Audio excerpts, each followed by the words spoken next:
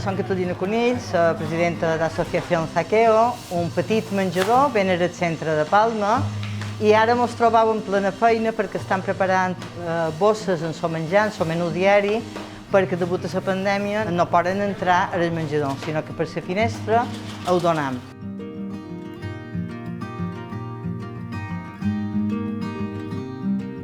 Sempre la filosofia de Zaqueo, sense demanar per què venen, sense demanar quines són les seves circumstàncies, sinó els que ve la cua, els ho donem. Nosaltres fa 22 anys que vàrem obrir per unes circumstàncies, cada vegada amb una crisi hem hagut de canviar un poc i amb aquesta altra hem canviat completament.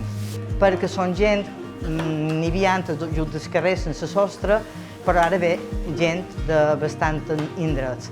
Si eren 90 o 100 abans de la pandèmia, ara solen arribar 220, 230, 240, segons el dia. Com a natural, nosaltres tot el que feia no ho podríem fer sense una ajuda de diferents empreses, associacions i, lògicament, també financeres.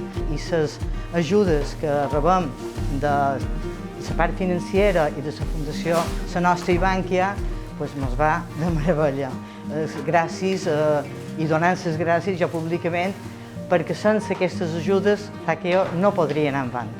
La veritat és aquesta.